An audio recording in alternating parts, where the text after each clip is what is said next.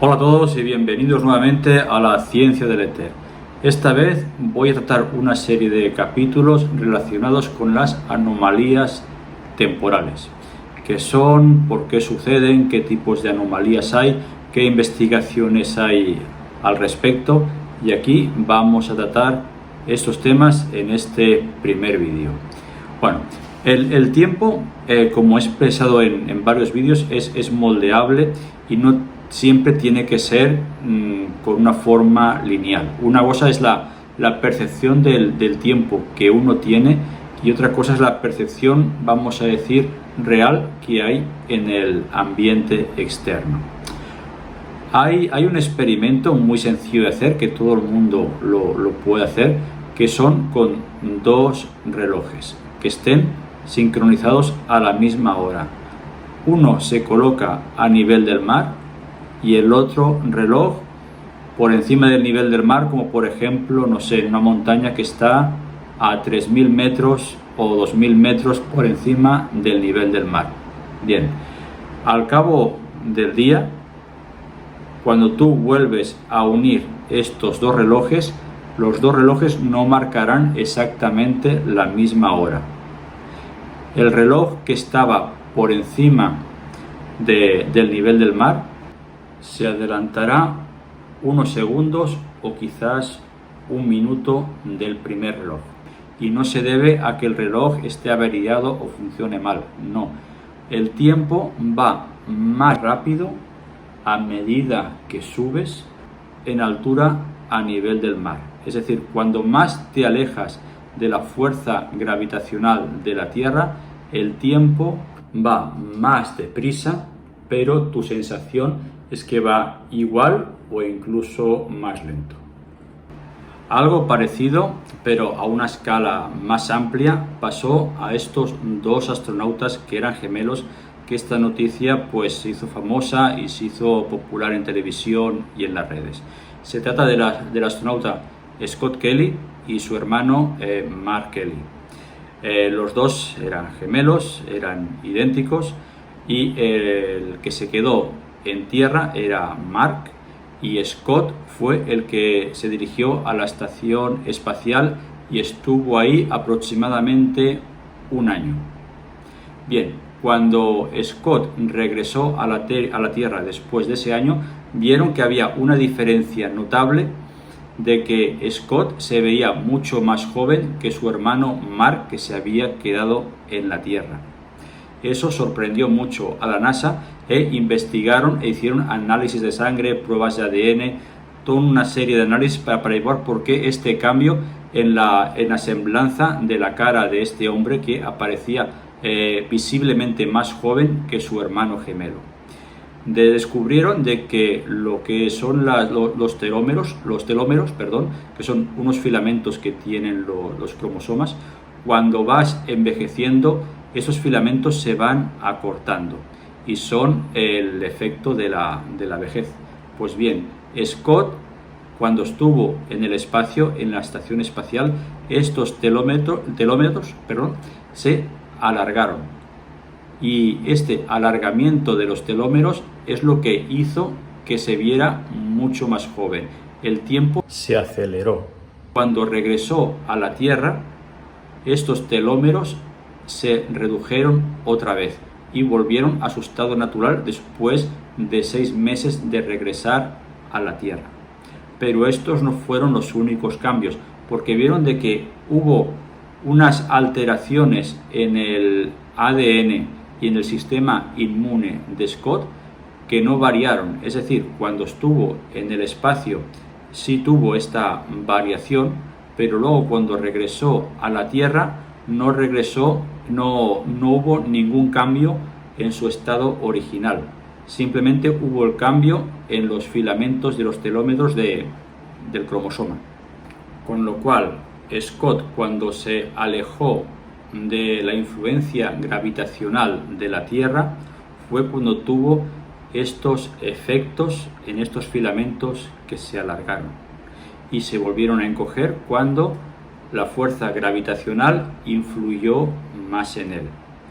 Conclusión: cuando tú estás fuera de una influencia gravitacional intensa, la vida parece que va mucho más lenta y la biología se conserva mucho más tiempo.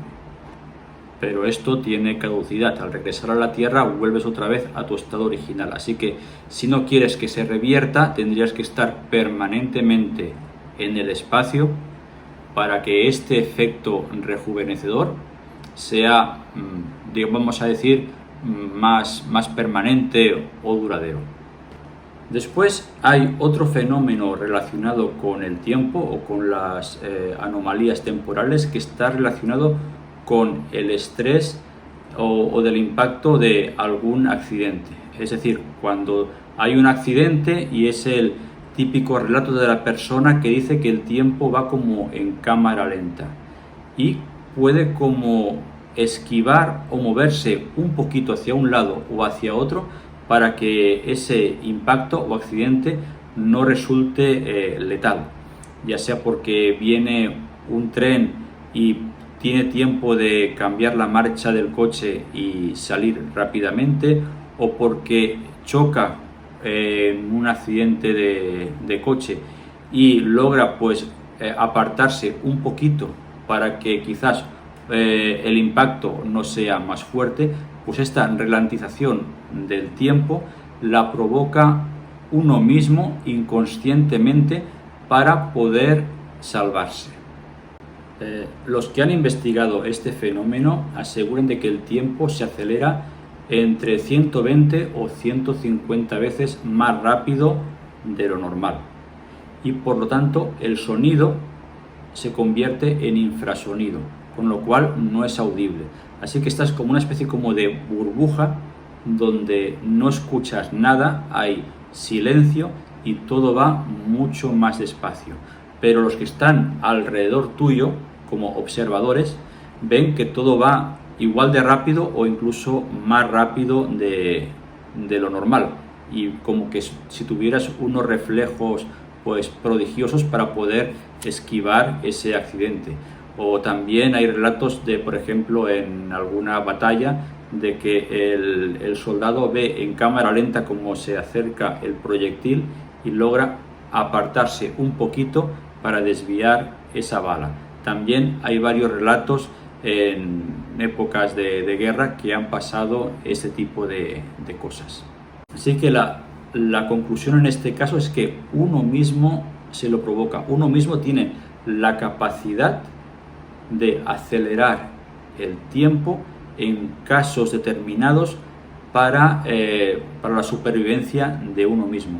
Esto lo hace el subconsciente. El subconsciente es el que tiene ese poder de actuar sin que tú lo sepas, pero hay técnicas de yoga, por ejemplo, en la India, donde hay exhibiciones de yogis que dicen que pueden teletransportarse, pero en realidad no es una teletransportación, sino que es una aceleración del tiempo que ellos, mediante respiración o técnicas que usan, logran ese estrés, ese momento de estrés como los que tienen estos accidentes, logran acelerar ese tiempo y van mucho más rápido, se levantan y recorren el pasillo o donde estén y de repente aparecen unos metros más adelante o unos metros más atrás, impresionando al público creyendo que se ha teletransportado, pero no, simplemente ha ido caminando,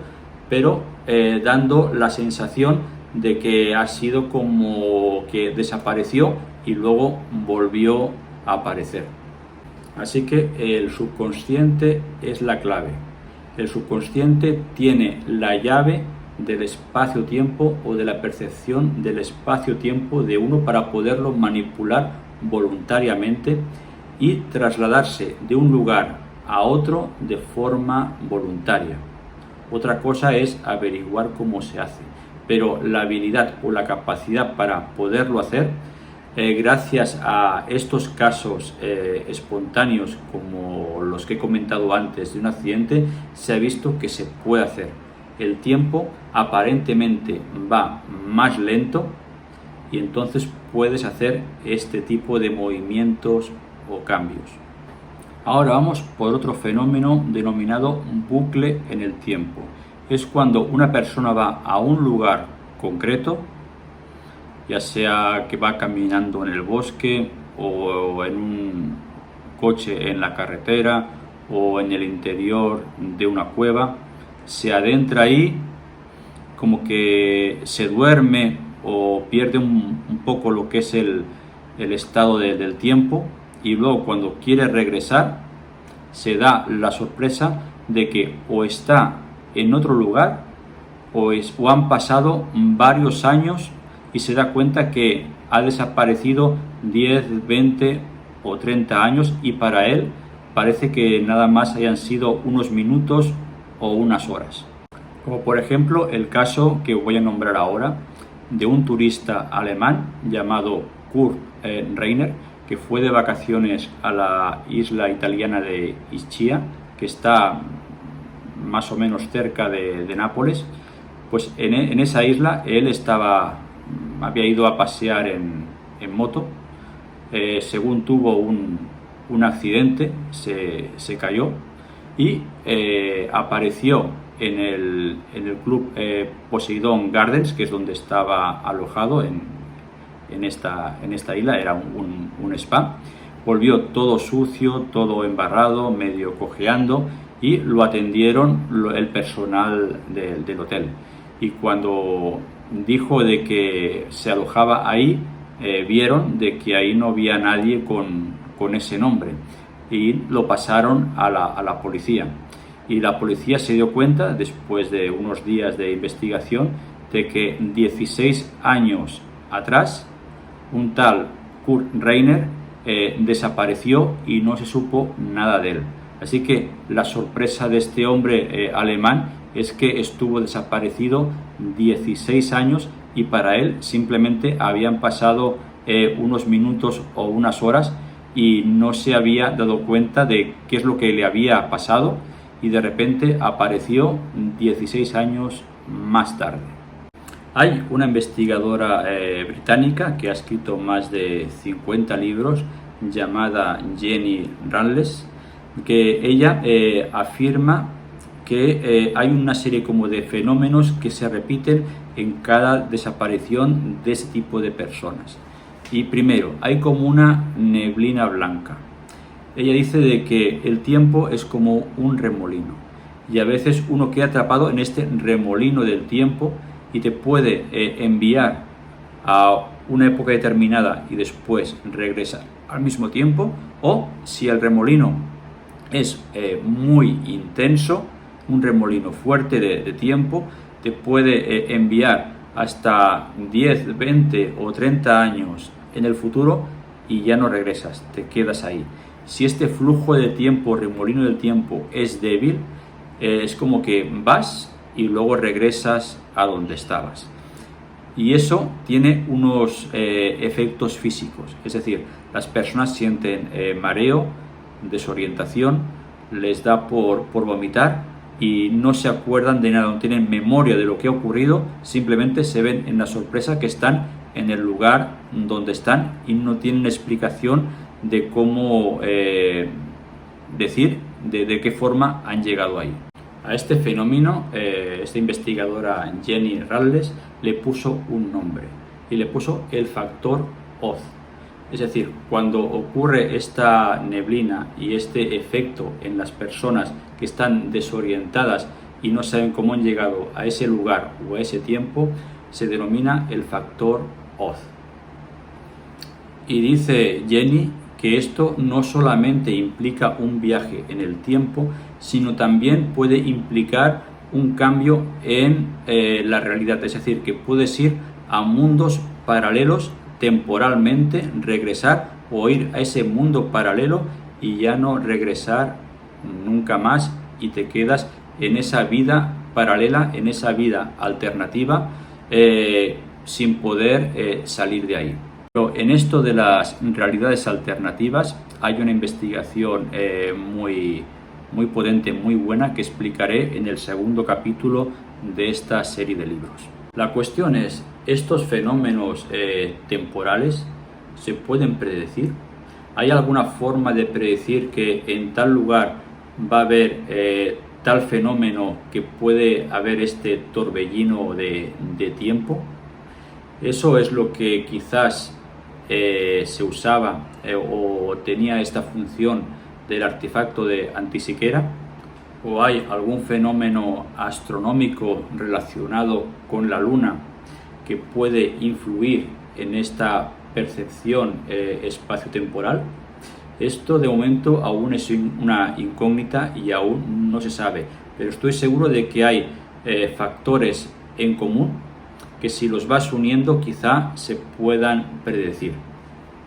Bien, y hasta aquí el primer capítulo de esta serie de vídeos relacionados con las anomalías temporales. Espero que os haya gustado, compartirlo, darle like y nos vemos nuevamente en otro capítulo de la ciencia del éter. Hasta pronto.